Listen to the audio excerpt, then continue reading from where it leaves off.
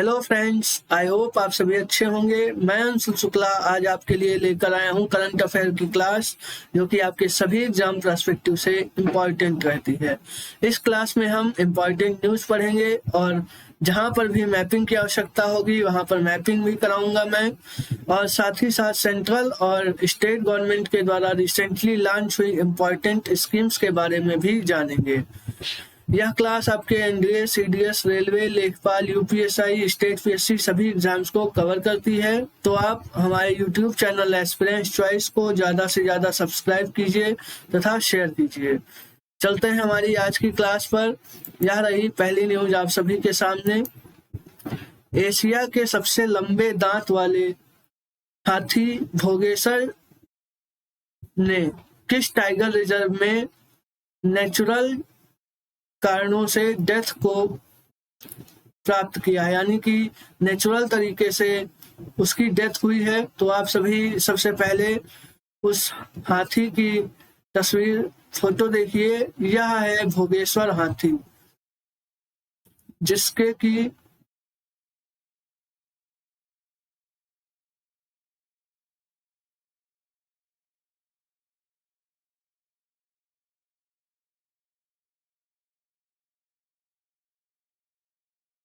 यह जो हाथी है, इसके जो दांत हैं वह एशिया में सबसे अब तक के सबसे बड़े दांत थे। सभी हाथियों में, जितने भी हाथी एशिया के अंदर पाए जाते हैं उन सभी में इसके दांत सबसे बड़े थे।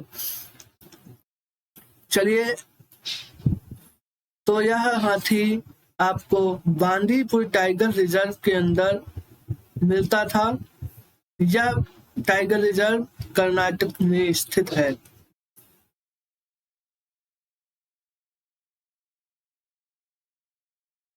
साथ ही साथ आप सभी को बता दें यहाँ पर कि पीलीभीत टाइगर रिजर्व का नाम दिया हुआ है इसे। हाल ही में T/2 अवार्ड के अवार्ड से सम्मानित किया गया था। यह उत्तर प्रदेश में स्थित है। अभी हाल ही में रामगढ़ नेशनल पार्क को भी टाइगर रिजर्व घोषित किया गया है। यह 52वें नंबर का टाइगर रिजर्व है।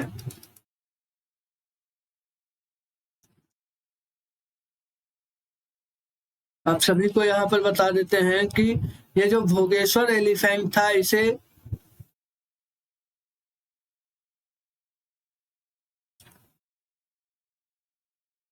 मिस्टर कामिनी के नाम से भी जानते थे। कर्नाटक में यह tiger reserve Bandipur national park के अंदर यह हाथी पाया जाता था। इस हाथी की जो डेथ है वह नेचुरल डेथ हुई है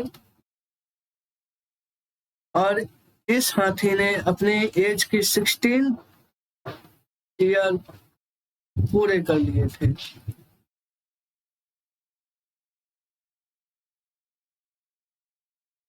चलिए आगे चलते हैं। हाल ही में किस देश ने अनिवार्य मृत्युदंड को समाप्त करने की घोषणा की है, यानी कि जो कंपलसरी डेथ पेनाल्टी है उसको अब वहां पर नहीं दिया जाएगा। इसका करेक्ट आंसर हो जाएगा मलेशिया। मलेशिया के द्वारा अभी हाल ही में ये अनाउंसमेंट किया गया है कि यहाँ पर कंपलसरी डेथ पेनाल्टी को अब रोक दिया जाएगा। पहले अब तक की सबसे ज्यादा जो डेथ पेनाल्टीज दी जाती थी वह मलेशिया के अंदर ही दी जाती थी। मलेशिया की राजधानी कुआलालंपुर है।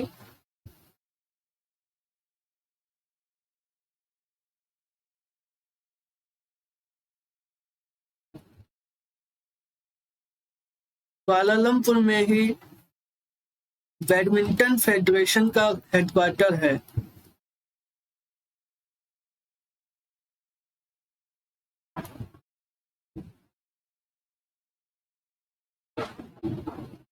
मलेशिया एक साउथ ईस्ट एशियन कंट्री है।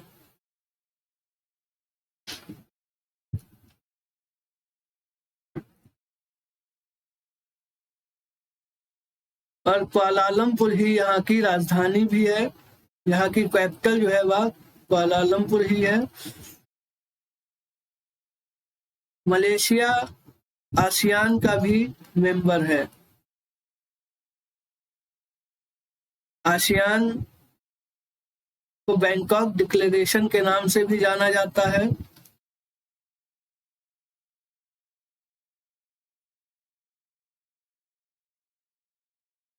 इसे 1966 में बनाया गया था आसियान को।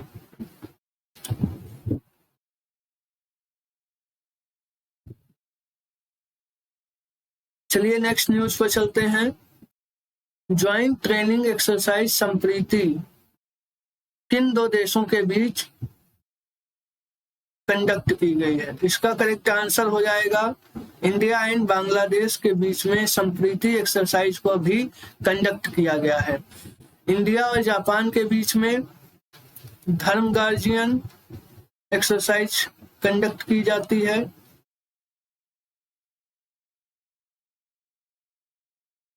यूएसए और बांग्लादेश के बीच में कारपेट एक्सरसाइज को कंडक्ट किया जाता है। चाइना और नेपाल के बीच में जो एक्सरसाइज होती है वह सागर माथा के नाम से कंडक्ट की जाती है। और संप्रीति एक्सरसाइज इंडिया और बांग्लादेश के बीच में कंडक्ट की गई है। चलिए आगे चलते हैं और बांग्लादेश के बारे में जानेंगे। बांग्लादेश का फॉर्मेशन 1971 में हुआ। इसे पहले हम ईस्ट पाकिस्तान के नाम से जानते थे। बांग्लादेश की राजधानी आप सभी को पता है ढाका है और यहाँ की जो करेंसी है वह टका है। यहाँ की जो पीएम है वह शेख हसीना जी हैं और इन्हें अभी एसडीजी अवार्ड से सम्मानित किया गया था।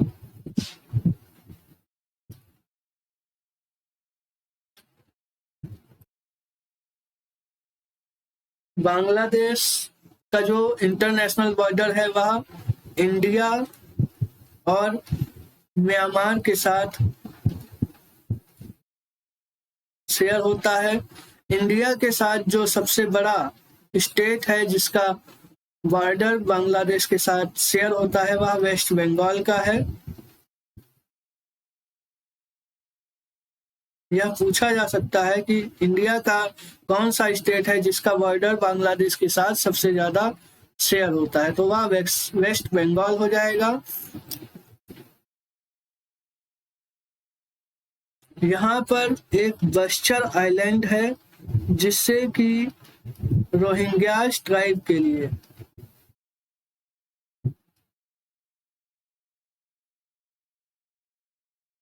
जो कि म्यांमार की ट्राइब है उसके लिए यहाँ पर डेवलप किया गया है।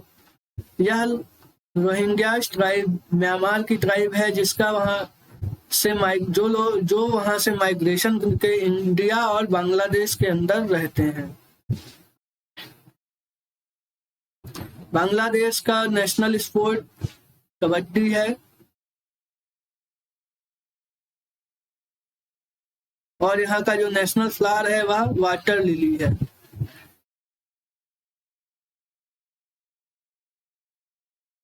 बांग्लादेश के साथ हमारी और भी एक्सरसाइज कंडक्ट की जाती है जैसे कि बोंगो सागर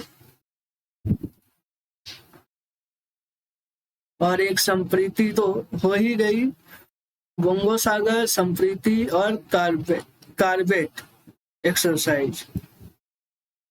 कारपेट एक्सरसाइज यूएसए के साथ होती है और कारपेट एक्सरसाइज इंडिया और बांग्लादेश के बीच में कंडक्ट की जाती है।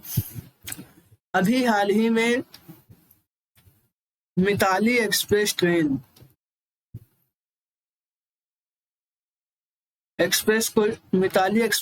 को इंडिया और बांग्लादेश के बीच में 913 किलोमीटर मार्ग पर चलाया जा रहा है। इसकी शुरुआत अभी की गई है और यह लगभग 9 घंटे में अपनी यात्रा को पूरी करेगा। अभी हाल ही में बस सर्विस को भी यहाँ पर बहाल किया गया है,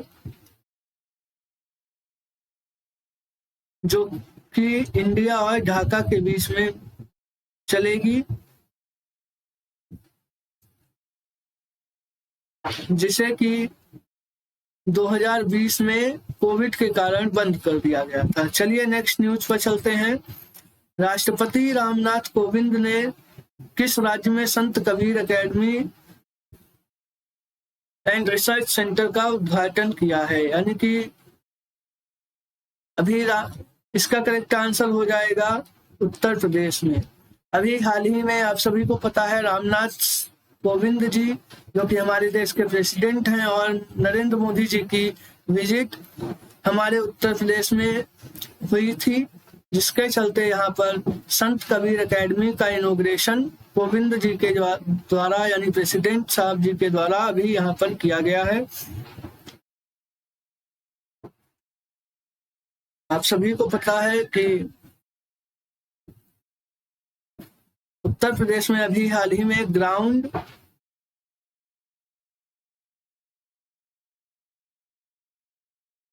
सेरेमनी का आयोजन किया गया है, जो कि लखनऊ के अंदर किया गया है।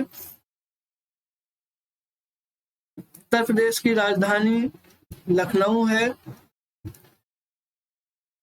जो कि गोमती नदी के किनारे पर स्थित है।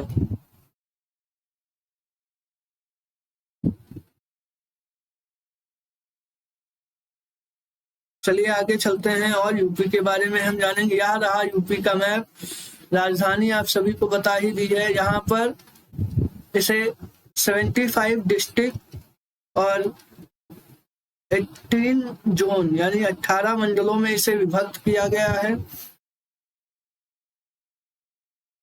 यहाँ पर लोकसभा सीट 80, राज्यसभा सीट 31 और विधानसभा यहाँ की 403 सीट है, जो कि सभी राज्यों में सबसे ज्यादा है। यहाँ उत्तर प्रदेश जो है वह पॉपुलेशन के बेस पर देश का सबसे बड़ा राज्य है।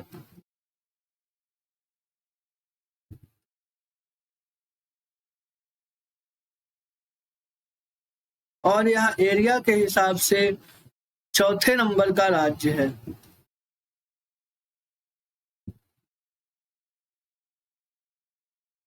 एरिया के हिसाब से उत्तर प्रदेश देश का चौथा बड़ा राज्य है।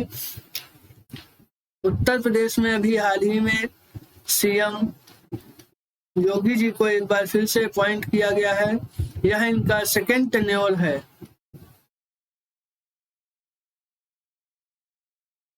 यहाँ की जो राज्यपाल हैं वह आनंदीबेन पटेल जी हैं। अभी हाल ही में उत्तर प्रदेश में अभिनव एम्बुलेंस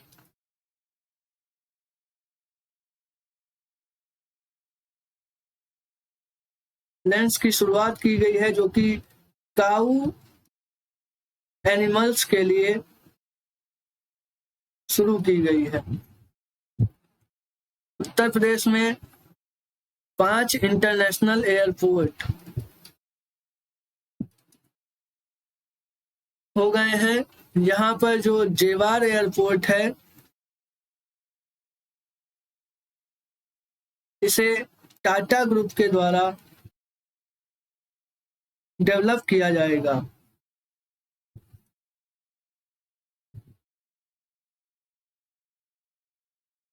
नोएडा के अंदर इलेक्ट्रिक पार्क को बनाया जा रहा है और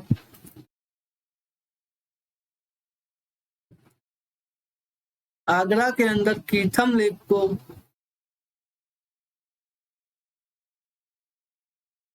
वेटलैंड में शामिल किया गया है। यहाँ पर लखनऊ में हर्बल रोड का निर्माण किया जा रहा है और जो लखनऊ के अंदर इकाना स्टेडियम है उसे अटल बिहारी वाजपेयी जी के नाम पर उसका नाम रखा गया है। चलिए नेक्स्ट न्यूज पर चलते हैं। भारतीय स्टेट बैंक के नए एमडी के रूप में किसे नियुक्त किया गया है?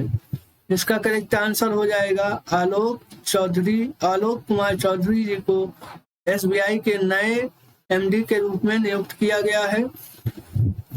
साथ ही साथ यहाँ पर एक नाम दिया हुआ है राजेश गोरा जी, इन्हें अभी नेशनल इंफॉर्मेशन सेंटर के अंदर डायरेक्टर जनरल के रूप में अपॉइंट किया गया है। साथ ही साथ यहाँ पर एक नाम लिखा है पीके मोहांती जी, ये हमारे देश के सेकंड नंबर के लोकपाल अपॉइंट किए गए हैं। इनका पूरा नाम प्रदीप कुमार मोहांती जी है। इन्होंने पीसी घोष जी की जगह पर अपना कार्यकाल शुरू किया। यह पीसी घोष जी की जगह पर अपना कार्यकाल शुरू करेंगे।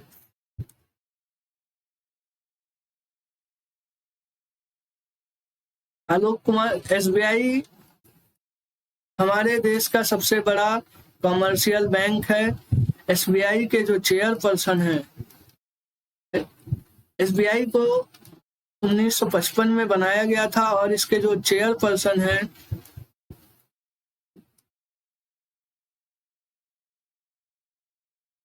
वह दिनेश कुमार जी हैं।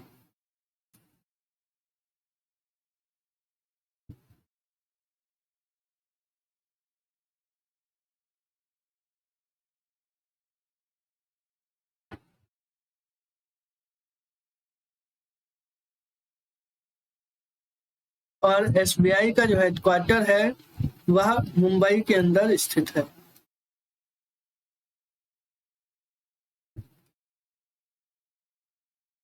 एसबीआई को पहले इंपीरियल बैंक के नाम से जाना जाता था।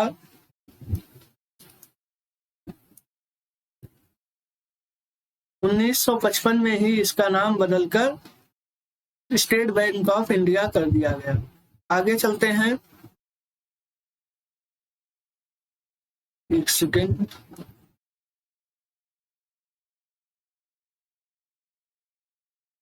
हाल ही में किस राज्य में शीतल षष्ठी उत्सव का आयोजन किया जा रहा है? तो इसका करेक्ट आंसर हो जाएगा ओडिशा में। ओडिशा में शीतल षष्ठी पर्व को मनाया जा रहा है। इस पर्व में भगवान शिव और माता पार्वती जी के विवाह की शोभा यात्रा निकाली जाती है। ओडिशा की राजधानी भुवनेश्वर है।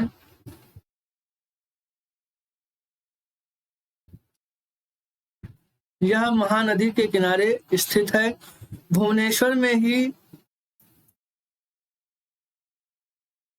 हमारे यह जो भुवनेश्वर है वह हमारे देश की पहली स्मार्ट सिटी के रूप में इसे डेवलप किया गया है।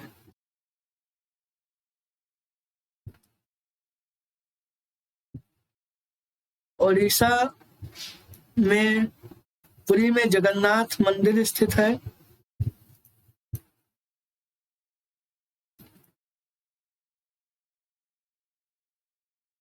जिसे कि व्हाइट पैगोडा के नाम से जाना जाता है।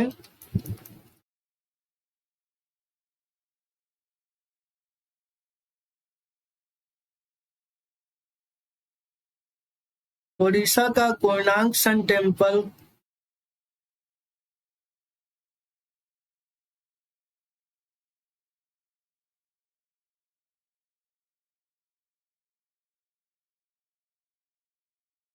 देश का ऐसा पहला मंदिर है जो कि सोलर पावर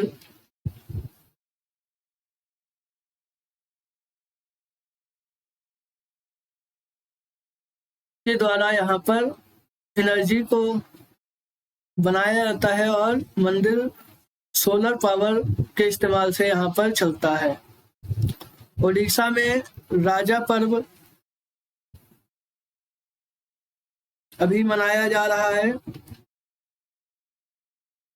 जो कि मदरहुड के लिए सेलिब्रेट किया जाता है। उड़ीसा में ही चिल्का लेक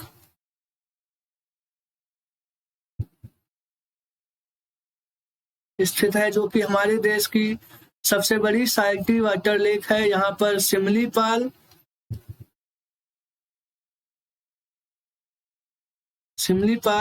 नेशनल पार्क और भितरकनिका नेशनल पार्क स्थित हैं।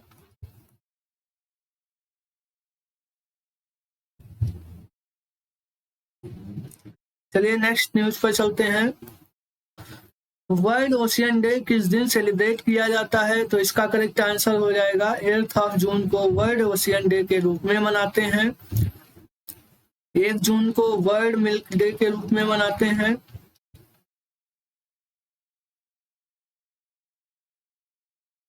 3 जून को वर्ल्ड बाइसिकल डे के रूप में मनाते हैं।